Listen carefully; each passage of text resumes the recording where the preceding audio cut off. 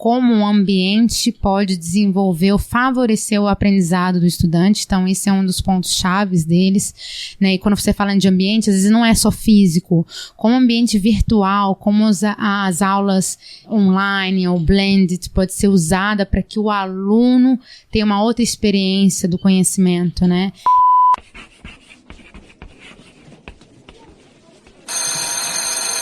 Moi Camoi, bem-vindo ao podcast Papo de Educador. Eu sou o professor Damione Dabito e o tema de hoje é Pedagogia do Ensino Superior Finlandês.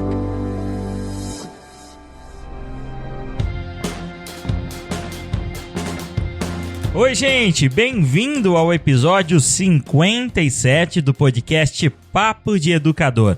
Hoje o episódio está fantástico, é uma conversa super legal, super interessante com a Carolina Carvalho, que ela é professora da UFABC e ela passou uma longa temporada na Finlândia e ela vai falar um pouquinho pra gente como funciona essa pedagogia, né? Como funciona a parte do ensino superior na Finlândia.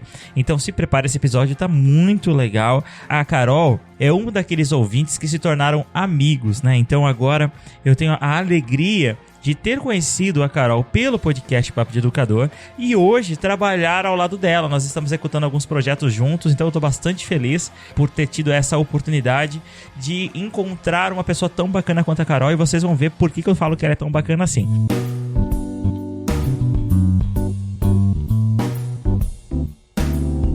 Mas antes de começar o podcast, eu gostaria de dar alguns recados para vocês. O primeiro recado para vocês, eu já queria fazer essa propaganda desde já e eu já devia ter feito no episódio passado, acabei esquecendo, é que eu tive a alegria de ser convidado para participar do podcast do René, que é o Recrecast. Então eu pude contar um pouquinho sobre a minha história, sobre como começou o podcast Papo de Educador, lá no episódio 20 do Recrecast. E eu achei super legal e é algo que eu preciso fazer aqui no podcast Papo de Educador, porque a gente já contou a história de tantas pessoas, a gente já falou sobre tanta coisa na educação, mas eu nunca parei para falar um pouquinho sobre a minha história, sobre aquilo que eu acredito sobre educação, quais são os conceitos, aquilo que eu entendo por educação, e eu tive essa oportunidade de fazer isso lá no Recrecast. Então dá essa moralzinha, corre lá no podcast do René. O René é um cara super legal, o Recrecast é um Recrecast super interessante, é o primeiro podcast brasileiro sobre recreação. Então ele é um educador que trabalha com recreação e eu aconselho que vocês vão lá. Se você não conseguir encontrar, mas é claro que você vai conseguir, ele está disponível em todos os agregadores de podcast, mas eu vou colocar o link direto aqui no post desse episódio, tá bom? Bom, a segunda coisa, ou a terceira, é que eu queria fazer um convite para você. Na verdade, é mais um pedido. Eu estou realizando uma pesquisa para entender como o podcast pode contribuir na formação, na prática docente, né? Ou seja, como que esse podcast tem influenciado você na sua sala de aula.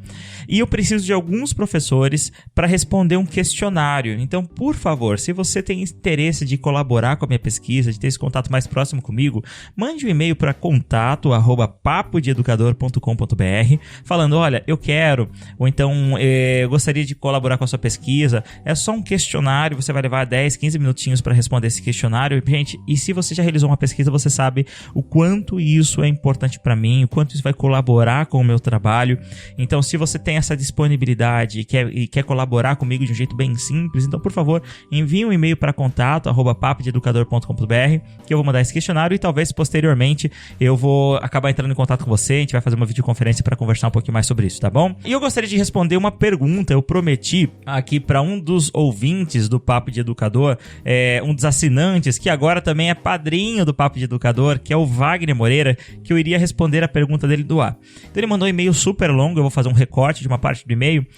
Eu adoro receber esses e-mails com perguntas, às vezes eu posso até demorar um pouquinho para responder, às vezes eu respondo rapidinho, tudo depende do dia, do contexto, mas essa aqui eu quero responder online, tá? Às vezes eu já cheguei a pegar o telefone que estava na assinatura do e-mail e ligar para o nosso assinante para responder essa questão. Eu gosto muito de interagir com vocês. É claro que nem sempre dá para fazer isso com todo mundo, mas vamos lá, eu vou fazer o meu melhor. Então, ele escreveu um e-mail, eu vou fazer um recorte no e-mail, lembrando disso, tá? Ele escreveu assim, olha, Achando que seria uma boa ideia aproveitar o final das férias para resolver a questão 1, na questão 1 ele fala um pouquinho que ele gosta e ele tem um interesse de estudar a metodologia STEM, tá bom? Decidi fazer um curso caro, em letra maiúscula, hein? Eu não sei se eu falo isso, eu devo falar isso gritando, é caro, sobre STEM aqui em São Paulo. E aí ele deixa entre parênteses, ele fala assim, olha, eu precisei ministrar 28 aulas para pagar esse curso, para você ter uma ideia, é um curso caro. Após 3 longos dias de discussões nesse curso bandido, me senti enganado, pois ao término compreendi muito pouco sobre o assunto, ao ponto de nem saber explicar o que é STEM ou saber como utilizar a metodologia. Minha dúvida é: o que fazer para evitar novas frustrações desse tipo? Como elencar critérios para escolher um curso que não seja fake? Bom, aí depois ele continua. Tentei ser o mais sucinto nessa última questão, mas acho que não consegui por estar frustrado. Não quis expor a instituição que fiz o curso por ética profissional. Caso decida comentar no Papo de Educador, fique à vontade. Muito obrigado por ler até aqui e me desculpe se foi muito extenso na minha escrita. Valorizo o dinheiro do professor e por isso sou o padrinho do Papo de Educador. Imagina o trabalhão que deve dar. Observação, o programa sobre matética foi fantástico, parabenize a Paloma, por favor. Já parabenizei a Paloma, ela ficou bastante feliz, viu? É muito bacana quando vocês dão um feedback sobre um episódio em particular. Sempre que tem um convidado, eu passo esse e-mail literalmente para o convidado e sempre é muito bacana, é sempre muito significativo pra gente ter esse feedback, né? Então, brigadão, Wagner. Poxa, o fato de você ser padrinho do Papo de Educador é uma coisa assim muito significativa pra mim, pra toda a nossa equipe, pra todo o corpo de embaixadores do Papo de Educador.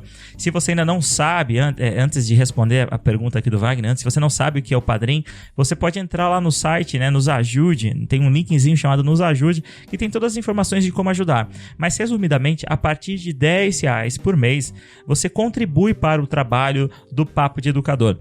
Então, existe um sistema de recompensas, então, para cada valor que você contribui com a gente mensalmente, você tem uma recompensa que ela começa desde participar do nosso grupo secreto no Facebook ou do nosso WhatsApp, até fazer uma videoconferência mensal comigo, só eu e você, para que nós possamos discutir um plano de aula, elaborar um plano de aula, ou então um assunto que seja do seu interesse, tá bom? Então, por favor, entre lá em padrim.com.br/Papo de Educador, ou então no nosso site você vai encontrar o link lá. Mas vamos responder a pergunta agora do Wagner. E Wagner, primeiro, para responder sobre o que seria STEM, para definir rapidamente o que é STEM, eu vou pedir para o nosso querido professor Hamilton Martins falar pra gente o que é o STEM. Então vamos lá, Hamilton, o que é o STEM? Vamos lá. O que é STEM? A palavra STEM remete à ciência, tecnologia, engenharia e matemática, que vem do inglês, né? E a proposta do STEM é transformar todo esse modelo de educação tradicional, baseado em conteúdo, em um modelo baseado em resolução de desafios, onde o aprendiz tem que construir suas próprias hipóteses, baseada em desafios propostos pelo educador. E esses desafios têm que ser resolvidos, então, através do uso da ciência, tecnologia, engenharia e matemática. Existem também algumas variações do STEM, por exemplo, o STEAM, que é STEAM, que inclui a arte, a parte das artes, juntamente com os demais. E a outra variação que é utilizada no Brasil é STEM, só com a letra H no meio, entre o T e o E, que faz alusão ao uso das humanidades, né, das áreas humanas. Sendo qualquer uma das 3 versões, a proposta é usar os conceitos, as práticas da aprendizagem ativa, que utiliza então metodologias ativas, que ao invés de simplesmente passar um conteúdo de uma forma tradicional, acreditando que no futuro o estudante irá utilizar para alguma coisa, faz o contrário. Ele propõe desafios que os estudantes têm que buscar conteúdos e buscar soluções, construir hipóteses que resolvam esses desafios. Ela é muito conhecida no Brasil como metodologias ativas, né, que resume um pouco da prática do STEM e outras metodologias, e é uma nova abordagem. Alguns falam que esse é um dos princípios básicos da educação 4.0, que é uma educação voltada para o que nós temos hoje de tecnologias, metodologias que propõem o engajamento do aprendiz no processo. Bom, e agora respondendo a segunda parte, obrigado, professor Hamilton. Respondendo a segunda parte da pergunta, então, como fazer, né? Quais os critérios que eu devo escolher para que o curso não seja fake? Olha, realmente é muito complicado. Tem o curso online hoje, a gente tem muito curso por aí, mas eu acho que as referências, elas são sempre os nossos indicadores. Então, a primeira coisa, quando eu decido fazer um curso, geralmente esse curso ele vem por indicação. Isso já agrega muito valor. O segundo é quem é que vai ministrar o curso, quais são as habilitações dessa pessoa, qual é a experiência dessa pessoa nesse assunto. Assim como você, Wagner, eu também já caí numas ciladas, tá?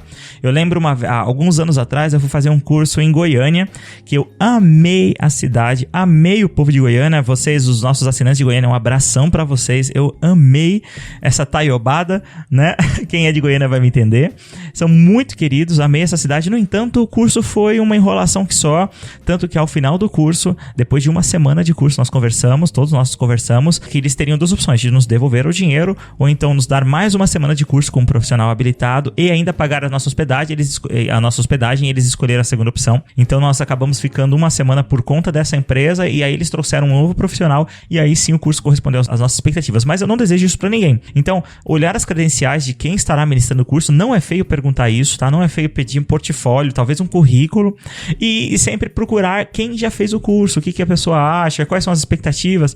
O que é muito comum a gente entrar no curso, às vezes o curso não é ruim, mas ele não é exatamente o que nós imaginávamos. E eu gostaria de aproveitar para indicar, você professor que quer se capacitar, tem as meninas do Amplifica, né? Nós várias vezes falamos com elas têm uns eventos maravilhosos. Agora em São Paulo, no próximo mês, estará sendo uma desses eventos do Amplifica. Você encontra por todo o Brasil os GEGs, que são os grupos de educadores Google, que fazem encontros mensais. Normalmente são encontros mensais e são gratuitos. Então, assim, tem muita coisa boa que acontece por aí. Deixa eu ver se eu tô esquecendo mais alguém. Com certeza eu tô esquecendo várias pessoas. Eu gostaria de recomendar também o IBFE, o Instituto Brasileiro de Formação de Educadores, que tá sob a direção do professor Marcelo Veras, que ele já gravou o podcast com a gente. O trabalho deles é maravilhoso. Os professores que atuam com eles são maravilhosos. E se prepare, porque logo logo nós teremos algumas formações do Papo de Educador, e aqueles que são os nossos padrinhos vão ganhar descontos e vão saber de primeira mão desses cursos que nós vamos lançar, tá bom? Então, espero ter respondido as suas questões. Eu acho que eu já dei todos os meus recados. Vamos então para o nosso episódio.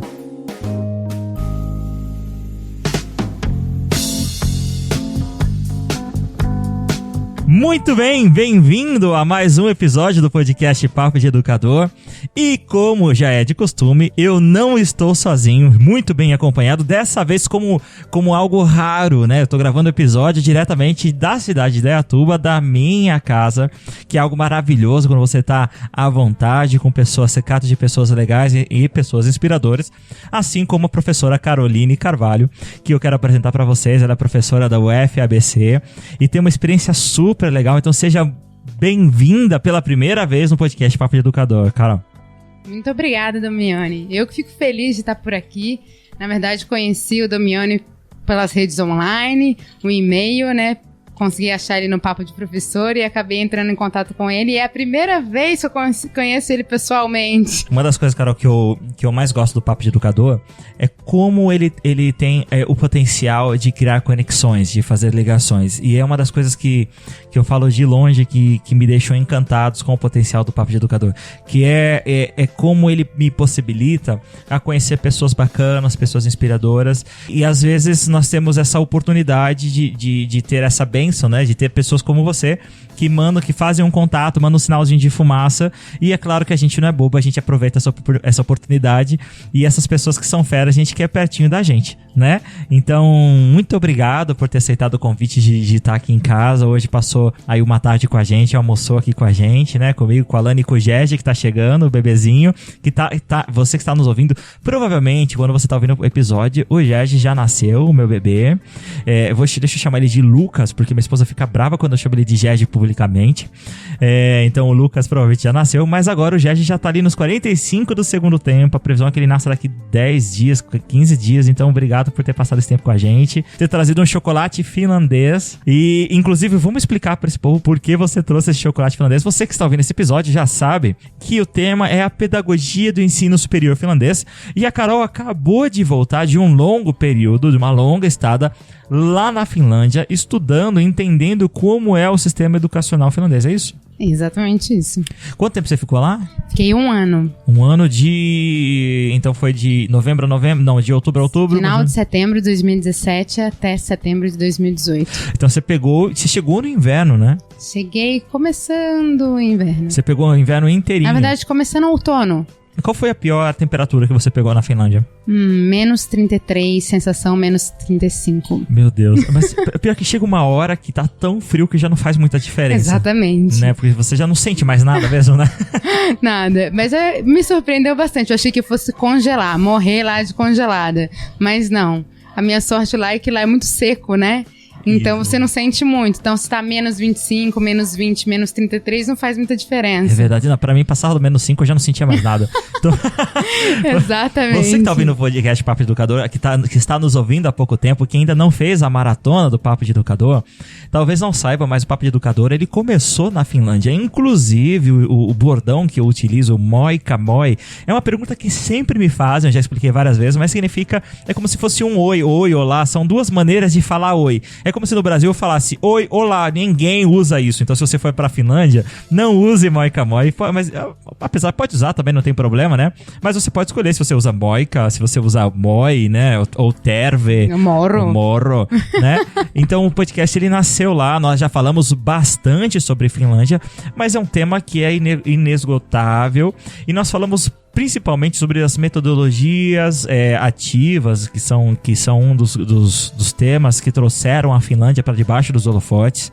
Além disso, nós tivemos aqui também um episódio dando um raio-x sobre o sistema educacional finlandês, como um todo, como ele funciona. Tivemos também a senhora Sani, que é a ministra da Educação e Cultura da Finlândia, falando sobre o segredo da Finlândia. E se você não ouviu, você precisa ouvir. Aliás, a gente falou muito sobre Finlândia, mas agora a Carol veio aqui para falar um pouquinho sobre dá pra gente um raio-x sobre a pedagogia do ensino superior, para dar um olhar especial para o ensino superior da Finlândia.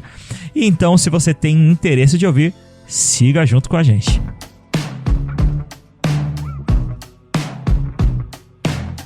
Então, Carol, provavelmente perguntaram várias coisas sobre a Finlândia. E se você fosse definir a Finlândia, eu vou pegar você de surpresa, assim. Se fosse definir a Finlândia em uma palavra, como você definiria a Finlândia? Nossa, é difícil. Salmiak? Não, definitivamente não. Nossa, eu acho que foi uma experiência tão intensa que é difícil resumir em uma palavra. Não sei, a minha experiência que eu vejo hoje, que eu ganhei muito no lado pessoal e profissional.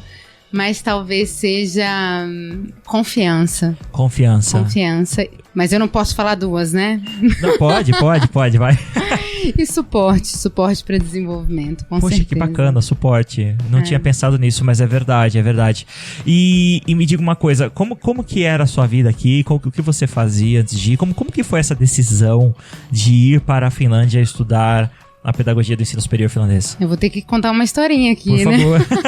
Na verdade, eu sou professora da Federal do ABC, na engenharia de gestão lá, né? Mas eu entrei na UFBC em 2015, mas antes de entrar na UFBC, eu tive a oportunidade de lecionar na PUC Campinas. E lá eu lecionava no curso de administração. E eles usam PBL em todo o curso. Então eu tive a oportunidade de conhecer essa metodologia. E aí eu comecei a aplicar isso na Federal. Mas eu tinha muitas inquietações. Então eu comecei a pesquisar por mim mesma o que era metodologia ativa, como ensinar, novos métodos dentro de sala de aula, e eu acabei entrando em contato com o Papo de Educador. E aí eu comecei a escutar os podcasts, me ajudavam bastante, mas mesmo assim eu tinha perguntas que estavam inquietas na minha cabeça. E aí eu peguei o seu contato e mandei um e-mail. E aí lá a gente trocou algumas informações, eu perguntava sobre como aplicar o PBL, quais eram os resultados, as dificuldades e limitações que eu tinha, mas mesmo assim não foram suficientes. E eu lembro que você estava chegando na época, estava chegando na época aqui no Brasil, você falava, Carol, nossa, eu não sei, eu tô chegando, eu tô começando a aplicar ainda, eu não posso responder as suas perguntas. E aí você mesmo falou assim, por que você não vai estudar isso lá na Finlândia? E aquilo ficou na minha cabeça, né? E aí eu comecei a ver vários vídeos da Finlândia, eu comecei a pesquisar mais e mais, e foi realmente você que me impulsionou. E aí o segundo e-mail foi, eu falei, Damione, por favor, me ajuda, eu decidi isso na minha vida, eu quero estudar metodologias finlandesas para o ensino superior, mas eu preciso de um contato. E eu me surpreendi muito que nos 2 e-mails que a gente trocou, você foi muito rápido, você me passou o e-mail da Mária, e a Mária foi super rápida, e logo em seguida eu consegui o contato com a Rank, e aí fiz a entrevista toda e acabei parando na Finlândia. Você sabe o que é engraçado? A gente recebe alguns e-mails e algumas pessoas se surpreendem que a gente responde. A gente responde, ué. Mas eu fiquei muito surpresa, Damione, foi sério, eu não esperava e foi muito rápido. Bacana. E aí, você entrou em contato desde esse período de falar assim, vou pra Finlândia, até chegar na Finlândia, quanto tempo você passou? Nossa, foi bastante rápido, na verdade. Eu acho que foram, 5 meses. Foi rápido, né? Foi desde entrar em contato, né? Marcar uma reunião online, fazer o pré-projeto, depois fazer o projeto mesmo, e aí ter a carta de aceite deles e depois toda a burocracia. Eu acho que demorou mais a burocracia aqui da minha universidade do que o aceite da Rank. Sem dúvida, eu tive a impressão nesse meu período de Finlândia, né? Eu estive lá em Finlândia em 2015, por 5 meses, 2016 só uma semaninha, e 2017 eu passei 1 mês, esse ano eu não fui. Mas eu tive a sensação que eles são desenrolados, né? Ou seja, quando nós falamos assim, vamos fazer algo, a coisa acontece de maneira bastante rápida, né? Nada burocrático. Eu lembro que eu falei com a Ceia, né?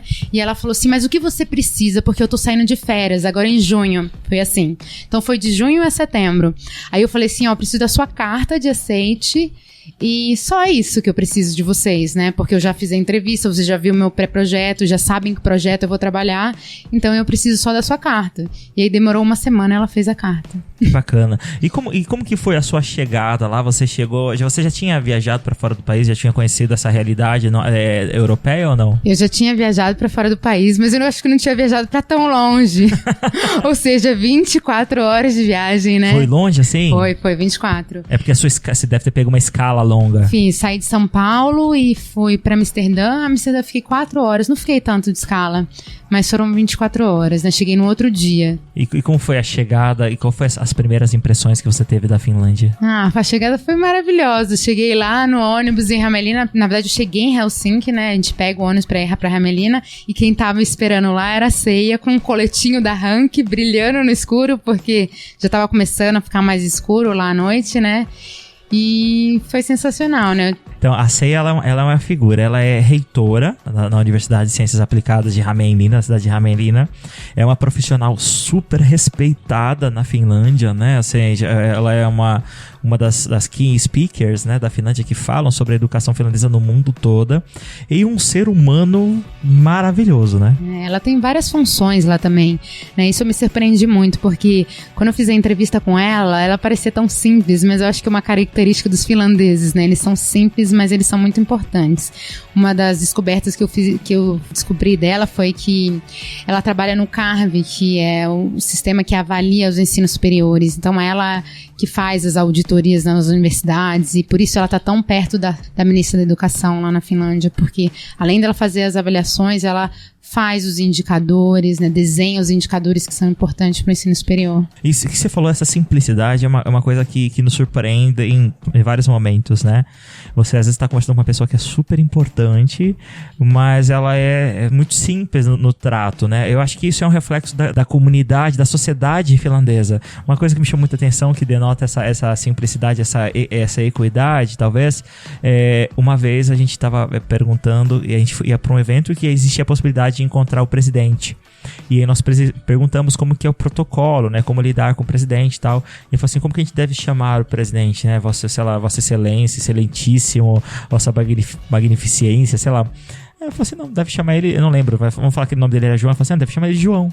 Mas como assim? É o presidente, né? Como que eu chamo ele? Eu falei, João, né? Então, ou seja, essa simplicidade, acho que ela é muito presente na sociedade, né? Exatamente. Você tá falando isso, eu lembrei de uma história. Quando eu conheci a ministra da Educação, a Sani, né? A gente foi na igreja lá. Na verdade, tem uma pessoa que é a Sara, que ela é super ligada à igreja. E ela falou, pode ser que ela esteja na igreja também. Vocês querem ir? Porque vai ser um dia especial na igreja, vai ter uma oração. Vocês podem ir pra conhecer como é isso. E a gente falou, vamos lá, né? E acabamos indo e ela tava lá. E essa foi a mesma pergunta. Meu Deus, e agora? O que a gente faz? Como que eu chamo ela? Como eu falo com ela? E ela olhou pra gente com uma cara assim, ué, você chama ela pelo nome dela. Que é o óbvio, né? É que é o óbvio. Mas eu acho que é uma coisa mais dos países daquela região, talvez, né? Que é uma sociedade muito igualitária. Nós fomos num congresso na Estônia. E aí nos falaram que o presidente estaria lá no congresso. E aí, muito próximo a mim, assim, 2 cadeiras onde eu estava sentado no congresso, existia um cara lá, todo cheio de assim, bem vestido, com uma roupa diferenciada e uma galerinha sentada assim, todo, sabe, muito bem vestida, de maneira diferenciada. E aí eu falei, o presidente tá aqui do lado, né? E eu falei, esse é o presidente, o segurança, os assessores e tal. E aí, de repente, o rapaz que tá do meu lado, que eu chamo o presidente pra discursar no evento, no Congresso Mundial de Educação, o rapaz do meu lado levanta e vai. Era o presidente. Eu pensei que fosse assessor do presidente, né? Então, assim, é uma simplicidade bastante bacana, né? E quem sabe um dia poderemos ter algo desse tipo aqui, não sei, talvez não. Mas a questão é o seguinte, e eu gostaria de entender então sobre as suas descobertas em relação à pedagogia do ensino superior finlandês. Se você puder explicar como que foi seu trabalho lá e quais são as conclusões que você chegou? Na verdade, o que eu queria saber da Finlândia, na verdade minha formação não é pedagógica, eu sou engenheira, mas eu justamente queria saber como acontece isso no ensino superior lá na Finlândia. Então, as minhas perguntas de pesquisa eram assim, como hoje a Finlândia incentiva o desenvolvimento pedagógico dentro do ensino superior e também quais são os pontos chaves hoje que eles trabalham para ter esse desenvolvimento pedagógico dentro da Finlândia. Então, foi super importante a oportunidade de ir para lá, de ficar livre um pouquinho na pesquisa, que isso eu acho uma característica deles, né? Eles não querem controlar o resultado. Então, quando eles me aceitaram, eles me convidaram a participar de um projeto que chama COPE Project, que na verdade é um projeto do Ministério da Educação, que o objetivo dele é desenvolver a pedagogia do ensino superior. E isso me surpreendeu, porque geralmente o ensino superior não tem o caráter de formatar a pedagogia, ou então de ter estratégias como tem o ensino básico lá, como tem currículo, uma base nacional de currículo, né? E esse é um projeto no qual o objetivo deles é que várias universidades se unam para compartilhar quais são as pedagogias hoje importantes e que estão sendo usadas lá para que o país como um todo desenvolva cada vez mais a pedagogia dentro do ensino superior. Quando a gente fala de pedagogia, a gente está falando no sentido, seria exatamente o quê? Seriam as estratégias que eles utilizam para atingir os objetivos de aprendizagem, ou o que seria quando a gente fala de pedagogia? O que seria? É porque é complicado até, o próprio termo pedagogia é algo relacionado ao ensino da criança, mas a gente acaba pensando em educação, né, no contexto geral. O que seria exatamente essas pedagogias nesse contexto? Na verdade, esses pontos chaves que até eu identifiquei no meu trabalho, ele tem a ver com metodologias, mas ao mesmo tempo ele tem a ver com pontos chaves para desenvolver ou então melhorar o ensino dentro do ensino superior, né? Então, só para você entender a primeira pergunta que eu falei para vocês, como a Finlândia desenvolve isso, e a segunda parte seria quais são esses pontos chaves. Então, por exemplo, hoje, como a Finlândia desenvolve, então, motiva os ensinos superiores a desenvolverem o ensino, né? São 4 pontos chaves, né? Quais são isso? As diretrizes que vêm da União Europeia, diretrizes de suporte que vêm do Ministério da Educação, e suporte, quando eu falo em suporte, a gente está falando até financeiro, que financia os projetos nacionais e os projetos internacionais. E esses projetos, eles não têm um cunho local. Por exemplo, esse projeto mesmo que chama COPE Project é um projeto do Ministério da Educação nacional para desenvolver todas as universidades ao longo, né, da Finlândia ali, né? São 39 universidades hoje em dia. E o outro suporte que ele dá é esse que eu falei, que é o CARV, que é onde a CEA atua também, né, que ela vai para as universidades para avaliar, mas ao mesmo tempo ela planeja estratégias para que a universidade tenha projetos e programas para desenvolver a pedagogia dentro do ensino superior, e a universidade mesmo, individualmente, que ela faz o quê? Ela oferece treinamentos e programas para que a universidade e os professores se capacitem e também dá o suporte para o aluno enfrentar essa mudança de novas pedagogias. Como a Finlândia hoje suporta o desenvolvimento pedagógico dentro da Finlândia. São 4 pontos-chave, né? Ela pega diretrizes do ensino da União Europeia, diretrizes de suporte do Ministério da Educação, né? O CARV, que é a agência que avalia e vistoria as universidades, e as universidades como um todo, que ela tem a autonomia para dar o treinamento para os professores. Essa é como ela motiva e como ela desenvolve o ensino superior na educação e no desenvolvimento pedagógico. Essa parte foi como que a Finlândia suporta o desenvolvimento, então dá o suporte para o desenvolvimento pedagógico, mas eu identifiquei 10 pontos que, na verdade, se você perguntar hoje quais são os 10 pontos chaves para desenvolver o ensino superior na Finlândia, esse foi o estudo que eu fui fazer lá. A gente identificou 10 pontos e um deles é o treinamento de professores, ou seja, treinamento contínuo, né, dos professores, da capacitação deles. O segundo seria como colocar o empreendedorismo dentro da educação, né, um ponto-chave que eles trabalham. Tem bastante projetos e programas dentro da universidade, né, como educar o aluno, como dar o suporte para que ele empreenda o próprio aprendizado e como também o professor pode motivar e construir atividades para que o aluno seja empreendedor ou mesmo da educação dele ou de algum negócio que ele pode vir, né? Então, esse seria o segundo ponto. O terceiro é como entrar a sustentabilidade, que é um ponto bem difícil para eles, né? Como educar para a sustentabilidade. A gente não fala só em recursos como energia, água, mas como desenvolver a habilidade sustentável do aluno para que, quando ele vá para uma empresa, ele desenvolva produtos que são sustentáveis, ou então ele desenvolva soluções para a nossa sociedade, por exemplo, como situações como refugiados, pobrezas, fome, miséria. Então, esse seria o terceiro ponto. O quarto ponto seria, que é um ponto assim que eles estão trabalhando firmemente com um projeto bem forte, que é do Ministério da Educação também, que seria como linkar o mundo do trabalho e a educação. Então, hoje eles têm políticas, por exemplo, lá na Rank que a gente teve, cada professor tem que ter no mínimo um contato com uma empresa para que ele construa as aulas com o objetivo de atender as necessidades hoje do mercado.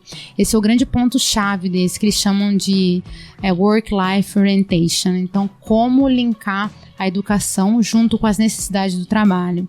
E o quinto pode ser o Counseling e o Guidance, né, que para o estudante hoje enfrentar essas mudanças e ao mesmo tempo até construir e planejar qual é o objetivo dele de vida, quais disciplinas eles vão cursar, ou como desenvolver as competências que são necessárias hoje para o século XXI, né? Eles têm hoje esse Counseling Guidance, que são módulos que contam como crédito dentro da universidade. Então, não é simplesmente um curso ou então uma palestra que eles fazem, isso conta como crédito para o estudante e ele consegue durante 4 anos dentro da universidade realmente planejar qual vai ser a carreira dele, como ele enfrenta, por exemplo, essa mudança de paradigma, por exemplo, do Student-Centered Approach, como fazer a aprendizado centrada no estudante, né? Como ele enfrenta isso, como ele constrói o próprio conhecimento dele, como ele se motiva. A sua trajetória, né? Isso, a trajetória e como que a universidade faz parte do projeto de vida. Então, isso é chamado de Counseling Guidance, que hoje é dado em módulos por eles, ou seja, isso é um crédito que o aluno tem que cursar para enfrentar esse mercado de trabalho. Isso é individual ou eles fazem isso em grupo, em aulas, assim? Isso pode ser individual e pode ser em grupo. Na verdade, eles têm vários módulos que podem ser presenciais ou podem ser online. Hoje se discute muito desse counseling online. E ele tem os módulos que são obrigatórios, individuais, mas ele tem os módulos que ele vai junto com um grupo de alunos e ele tem que construir planejar a vida dele, e aí cada um, né, vai dar o suporte, né, que essa é a filosofia deles, como eles juntos conseguem construir algo. Esse é um, eu imagino que seja um dos grandes gaps da educação brasileira, né, a falta desse guidance, né, então às vezes os nossos alunos eles se sentem meio perdidos durante essa trajetória. Sim. E eu acho que nunca se discutiu tanto isso no Brasil, agora por causa desses itinerários formativos, né, que estão sendo trazidos, né? Então, como que seria importante o aluno ter essa reflexão, né, sobre o seu caminho, sobre as suas escolhas e como isso pode refletir na sua vida, né? Sim, acho que isso é um gap bem grande, e eu falando um pouquinho do meu contexto da Universidade Federal, né, ela é bem inovadora, não sei se você conhece, mas o projeto pedagógico, você não tem uma carreira assim que quando você entra, você tem que fazer o primeiro ano, segundo, terceiro e quarto. O aluno é livre, ele tem uma base de 2 anos e ele pode escolher, ele pode navegar, por exemplo, ele pode ser um engenheiro que se identifica com neurociência e ele pode buscar disciplinas na neuro, né? Eu, como professora, também posso dar aula na neuro, mesmo sendo engenheira. Então, uma faculdade multidisciplinar. Mas o grande gap aí é que o aluno, como ele vem do sistema, que ele não é ensinado a realmente ter a independência, desenvolver e o próprio aprendizado, ele fica perdido. Né? Então, por exemplo, esse guidance counseling seria uma coisa assim, essencial para que ele não se sinta sozinho nessa caminhada e ao mesmo tempo consiga fazer as decisões que ele quer para atingir o objetivo dele de vida, né?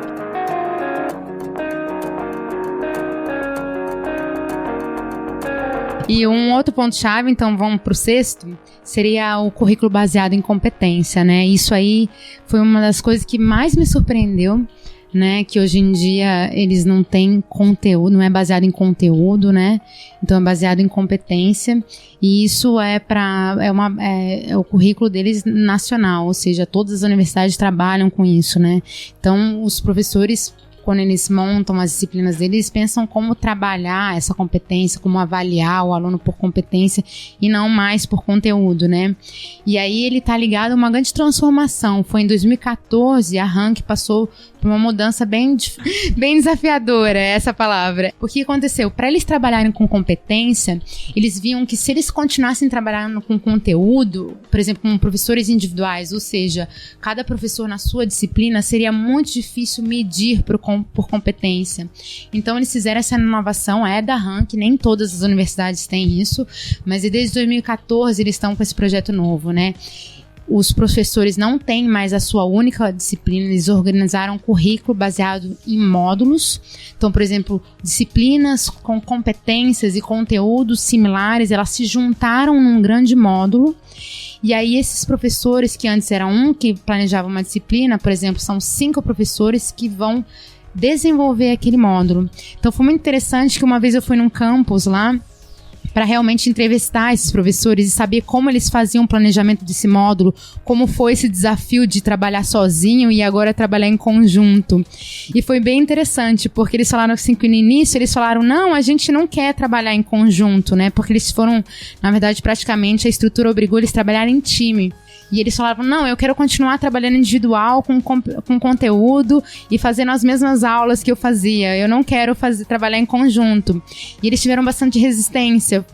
E aí depois eles viram que essa mudança hoje em dia é muito produtiva. Eles falam que eles não querem voltar atrás. E aí eu fui entrevistar eles lá no campus. E aí foi muito interessante que eu fui numa entrevista para saber realmente como eles montavam. Então tá bom, como funciona o módulo? Qual a competência que vocês querem? Como vocês desenham esse novo curso? E foi muito interessante porque eu tava lá no meio da reunião e foi uma reunião tão interessante porque eles colocavam a ementa na mesa e falaram assim, como a gente vai ensinar esse aluno a aprender isso aqui? Que tipo de atividade a gente vai desenhar, vai construir para que o aluno desenvolva essas competências aqui. E é muito interessante porque cada professor tem um tipo de competência. Cada um também é especializado em alguma coisa do módulo. Então é muito interessante que surgiram várias coisas. Por exemplo, nesse módulo foi específico da biotecnologia. E eles estavam propondo uma visita a uma cidade europeia, se eu não me engano era a França, para estudarem as flores. Então isso era uma das atividades que eles estavam oferecendo para o estudante, uma viagem internacional que trabalha com um dos pontos que eu vou falar, que eu ainda não falei, que é internacionalização, ou seja, eles vão para um país diferente, que fala uma língua diferente, eles têm que trabalhar o inglês deles, e ainda eles vão visitar um local que é um local verde que eles chamam Green Environment, para conhecer essas flores que não existem na Finlândia, né? Então, em vez de ensinar, eles propõem uma atividade que faça com que os alunos vivenciem essa experiência, né? E esse grupo de professores é o que eles chamam, é o famoso team teaching? Não, é o time deles que eles chamam teamworking, né? Então eles passam a não trabalhar mais individualmente, mas trabalham em grupo, né? Que na verdade é o teamworking. E tem sempre um coordenador do teamworking, e aí eles vão propondo. Então então vamos, para ensinar essas espécies que a gente não tem aqui, em vez de a gente contar, mostrar, eles vão vivenciar.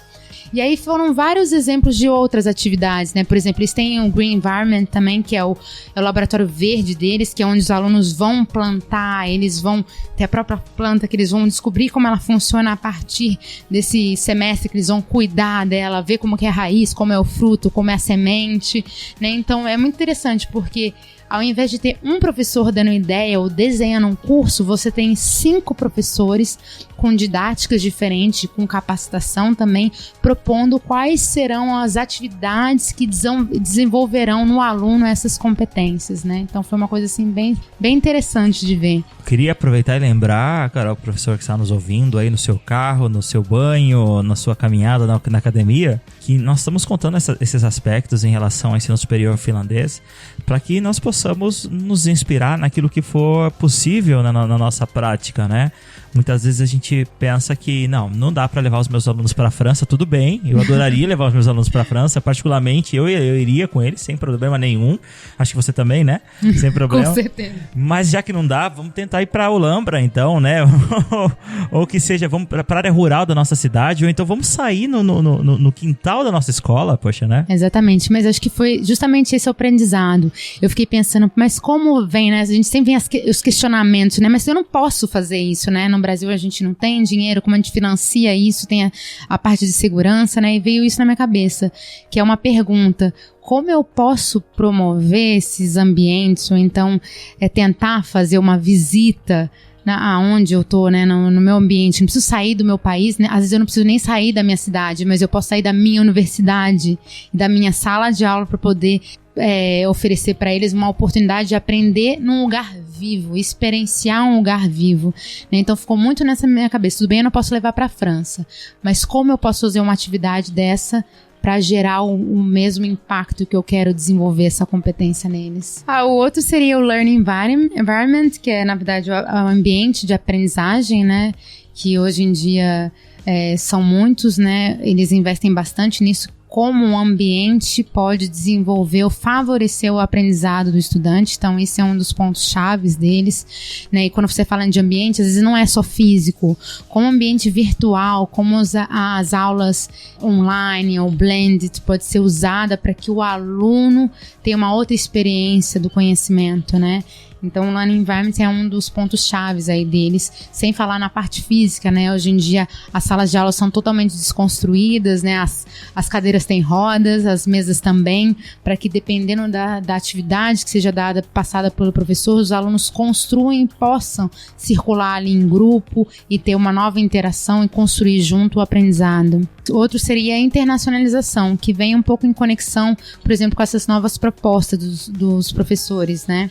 Então, um dos pontos chaves é a internacionalização é uma competência importante hoje para o século XXI. E quando eu falo isso, eu não estou falando que é importante para o estudante da Finlândia, né? Hoje é um mundo global, então é uma competência que é importante para o estudante em qualquer nível que ele tiver do ensino e em qualquer lugar do mundo, né? Então, a grande sacada deles é como eles conseguem ensinar essa internacionalização. Quais são os ambientes que eles podem usar? Por exemplo, eu vejo que eles têm muita cooperação com universidades internacionais. Tudo bem, eu não posso visitar aquela universidade, mas porém a gente pode fazer aulas online. Então, por exemplo, eles fazem cooperação com outras universidades ali na União Europeia e até na América Latina em geral. E eles propõem. Então, por exemplo, temos professores que têm a mesma área de pesquisa e eles estão dando aula sobre o mesmo assunto. Como a gente pode trazer aquele professor para cá? Não fisicamente, mas também online. Então, por exemplo, esse professor pode dar uma aula online, ou simplesmente os estudantes podem entrevistar esse professor, né, para adquirir um outro conhecimento. Então, qual que é a importância da internacionalização? Trabalhar as línguas deles, né, as habilidades de línguas que eles têm, mas também promover os estudantes estarem em outra cultura. Por exemplo, eles fazem aulas, por exemplo, eu tive a oportunidade de conhecer uma professora que teve aula assim online com professores do Brasil e outros países, e eles falaram que o que mais os alunos aprendiam, assim, que era interessante, era como lidar com outras culturas e ter que produzir algo, porque a atividade era clara, objetiva, e o objetivo dessas aulas online era formar grupo com outras universidades. Então, os alunos da Finlândia têm que formar grupos, por exemplo, com universidades brasileiras ou outras universidades da Europa. E eles falaram que habilidades que eles tinham, como lidar com essa nova cultura, como lidar, por exemplo, com a pessoa ter uma pontualidade ou não ter uma pontualidade, você entender um inglês que é totalmente diferente do seu, né, e coisas assim. Então, essa internacionalização, ela é muito mais do que língua. Ela gera um ambiente muito rico para os alunos. Eu acho fantástico. Nós temos um episódio do Papo de Educador que fala sobre internacionalização. Recomendo para você que está nos ouvindo o episódio 18. Nós falamos sobre inovação e internacionalização, qual é a importância disso. A internacionalização, ela gera um capital cultural imensurável, né, para aquele aluno que está experimentando isso. E a gente fala de internacionalização e geralmente a gente pensa muito no contexto Europa, Estados Unidos, mas essa internacionalização ela pode ser feita inclusive com os nossos países vizinhos, os nossos países hermanos aqui, né? Exatamente. Olá, como estás? Olá, que tal? Olá, que tal? Nós recebemos inclusive muitos estrangeiros no Brasil e a gente não tem essa noção.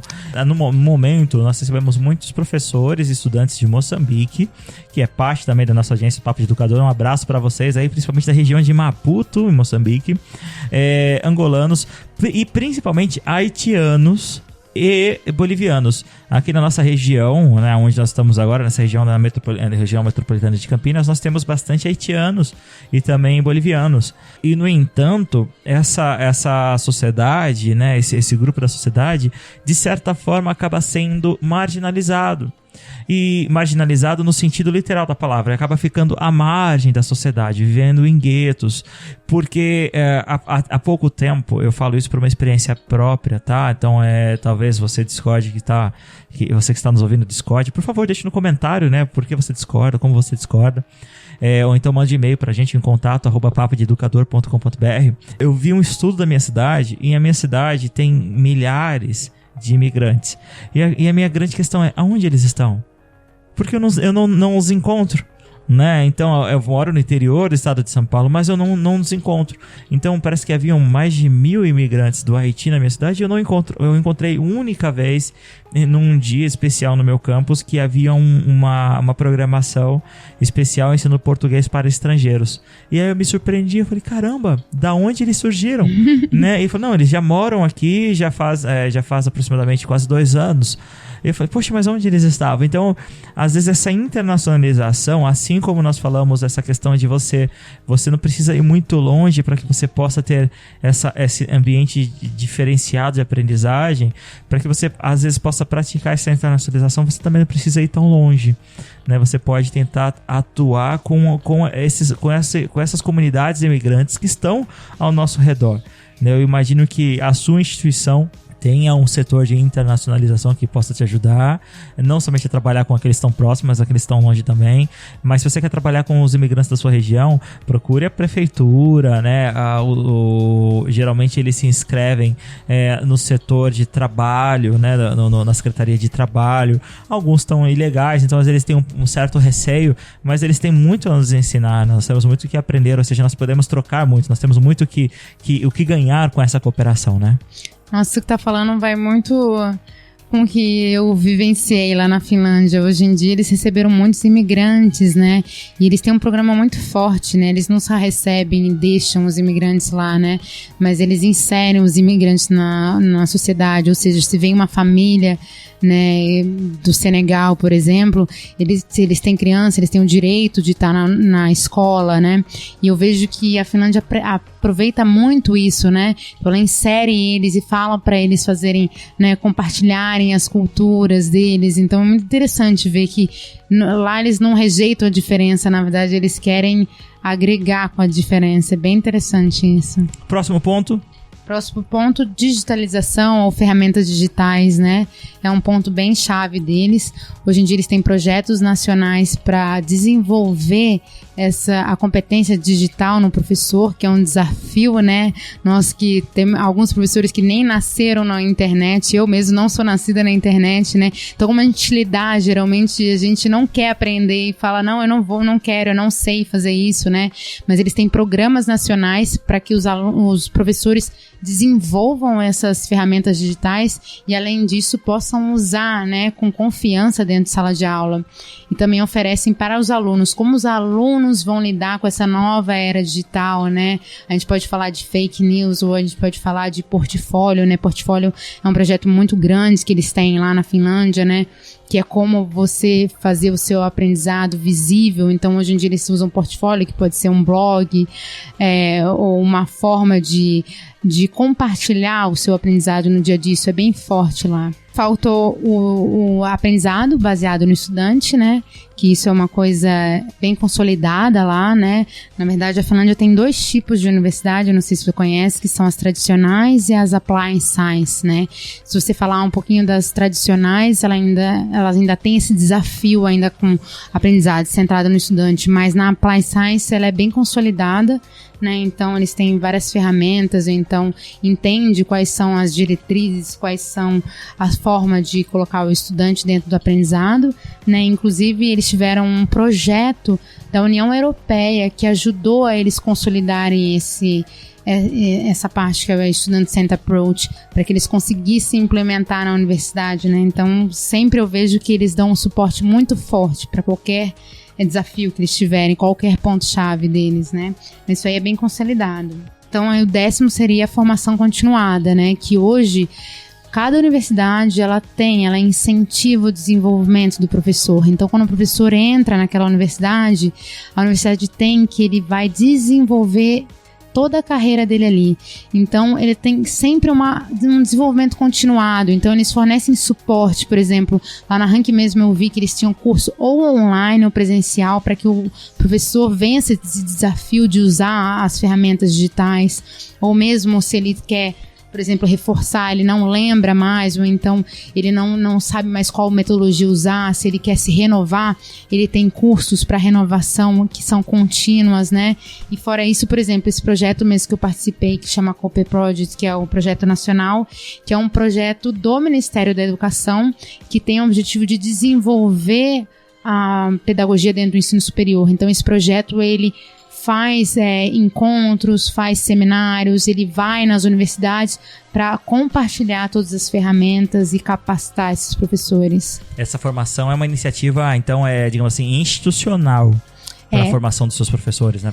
Na verdade, ela tem a formação institucional, ou seja, cada universidade tem a sua autonomia para ver como ela vai oferecer e qual suporte ela vai dar para esse professor se desenvolver, mas o Ministério da Educação também tem projetos nacionais para dar o suporte para essas universidades implementarem, ou seja, o treinamento de professores, ou seja, o Student Centered Approach, ou seja, a internacionalização, o empreendimento dentro da universidade. Todos esses pontos que eu falei, o Ministério da Educação também tem projetos que dão suporte para essa implementação.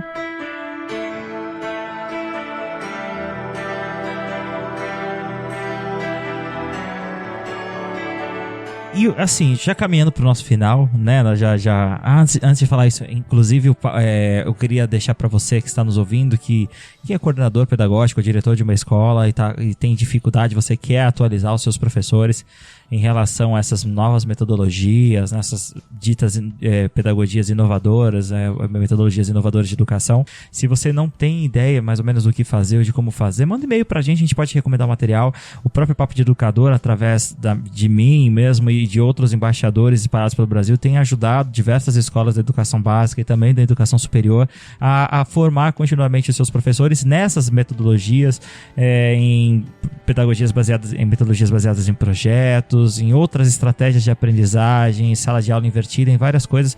Então mande e-mail pra gente que vai ser um prazer tentar ajudá-los com material, ou então até mesmo com, quem sabe, uma formação presencial, né? E deixa eu te fazer uma pergunta, Carol. Você consegue elencar alguma coisa assim que nós temos várias coisas que aprender, nós falamos bastante sobre a Finlândia, que o nosso ensino pode ensinar para a Finlândia? Nossa, boa pergunta, viu, meu? Você me pegou. Mas eu acho que muitas coisas. Depois que eu voltei da Finlândia, né, ao invés de criticar o Brasil, eu olho o Brasil com outros olhos. Eu acho que a gente tem muito desafio aqui para vencer. E ao mesmo tempo a gente tem muita criatividade, a gente tem muito professor bom, né?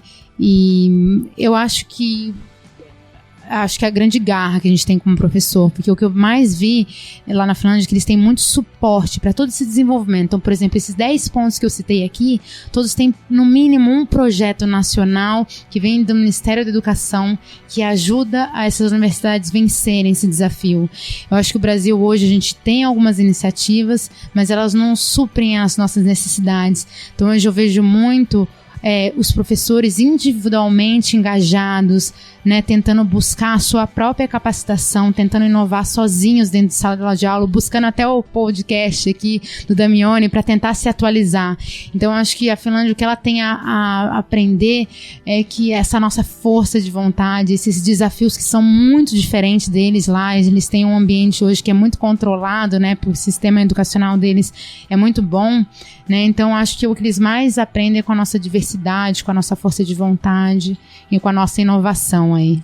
Bacana, já vou dar um espaço para você indicar um material, um link, um site. Enquanto isso, eu gostaria de mais uma vez avisar você, se você quiser entrar em contato com a gente, você pode mandar uma mensagem através das nossas redes sociais, ou seja, pelo nosso Instagram, ou então pela nossa página do Facebook.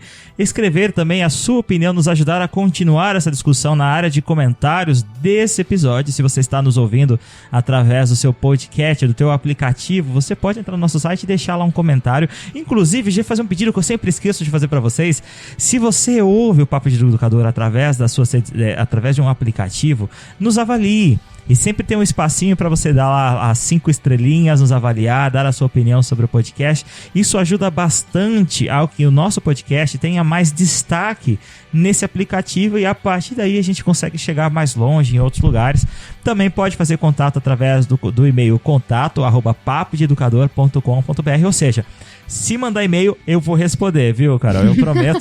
Olha que ele responde, gente. E gostaria de deixar a indicação, então, para os nossos ouvintes de algum material, algum site, algo para descobrir mais sobre isso que você tem feito? Eu registrei meu aprendizado todo num site que eu fiz, mas eu não lembro agora. Link no post. Tá, vai estar no link no post, que foi, na verdade, todo o meu aprendizado lá na Finlândia, né? Esses conceitos, algumas ferramentas digitais, como eles fazem, o que é guidance para ele. Todos esses pontos tem lá descrito no meu site, então é só acessar aí o link. E aí o meu contato também, se quiserem entrar em contato com o meu e-mail, né? É carolina.carvalho@ufabc.com.br. Ou manda um recado aqui pro Damione, que a gente faz um outro podcast aqui pra vocês. Bacana, então, mais uma vez, muito obrigado, Carol, pela sua disponibilidade de gravar esse podcast com a gente. É a primeira vez, mas não é a última, com certeza. Eu que agradeço aí. Eu vou fazer um agradecimento pessoal pro Damione, porque, na verdade, eu só fui pra Finlândia porque ele me ajudou muito. E ele me ajudou por quê? Porque hoje existe esse podcast, hoje existe o Papo de Educador. Então, eu queria agradecer pessoalmente o Damione por ter essa garra e força de fazer esse Papo de Educador, que é fantástico, que leva